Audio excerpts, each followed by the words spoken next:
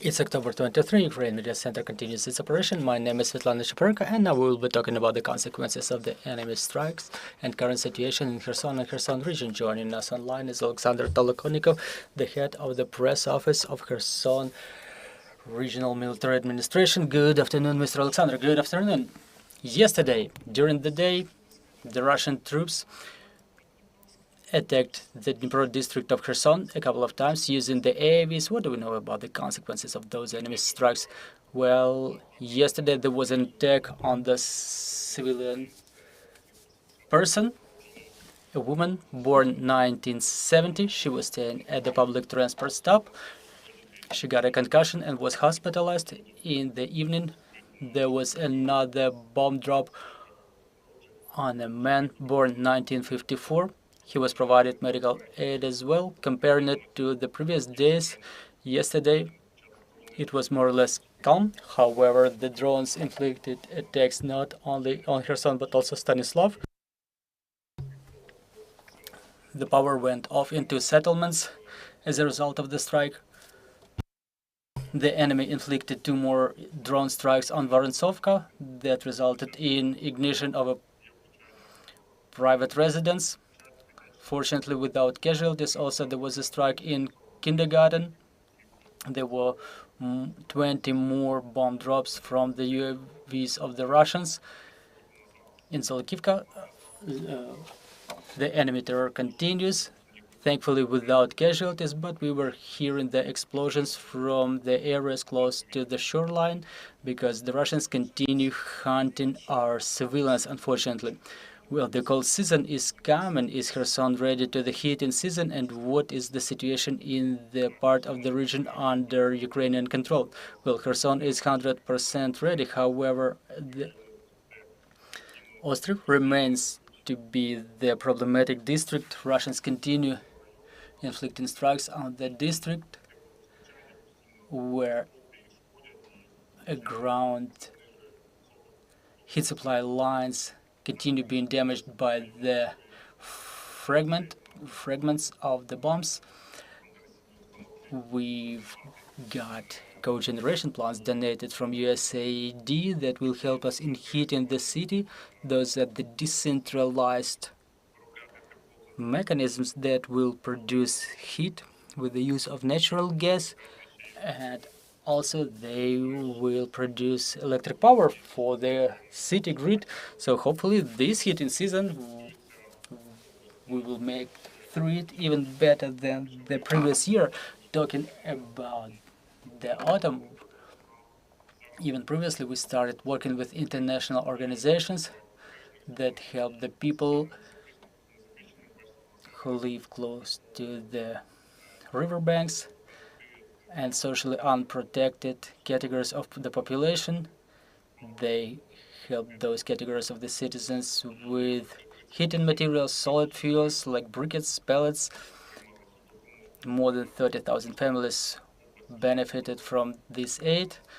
Talking in the scale of the region, the number of families is 160,000 families, which accounts for almost half of the region, specifically in those areas where electricity, gas, and water supply are absent.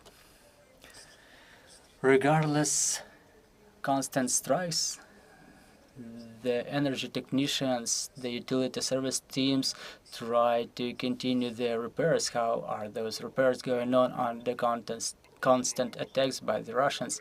Well, I'm only compassionate to our courageous power technicians. The enemy continues dropping explosives on their teams. Recently, it resulted in 5 casualties. Also, last week there was a bomb drop on team of Kherson Utility Service Parks team. The representatives of State Emergency Service, emergency medical teams are being constantly hunted by the Russians. It's a real dangerous war, but they courageously trying to continue providing services to the residents of Kherson and Kherson region. It's been almost 2 months that the education process is continuing in schools and kindergartens. How the education process is continuing under conditions like this? Well, we mostly resort to online study mode, but we launched also 3 schools in mixed mode. The students study in conditionally safe conditions, conditionally safe just like the rest of Ukraine. Well, the children are happy because they can at least study half a day online or offline, talk to their friends. Also, the classrooms were outfitted with the help of our international partners, but also at cost of the state, at cost of our Ukrainian government. The underground classrooms are equipped with interactive blackboards, desks. Children can study just like they did before the war in those shelters. In the temporarily occupied part of Kherson region, what do we know about the crimes committed by the Russians there? Well, we'll be officially documenting all of the crimes committed by the Russians in the East Bank after we liberated. Currently, we document the crimes committed by them in the areas under Ukrainian control of this drone terror that they resort is quite an important thing. They document it, they make videos, they post the videos of their attacks online, their attacks on the adolescents, on the elderly people. All those videos are going to international courts that will be reviewing Russian aggression in Ukraine. Well, talking about the left bank, the people continue complaining the Russians don't assist any preparation to the winter season or any repairs in the water or electricity supply lines.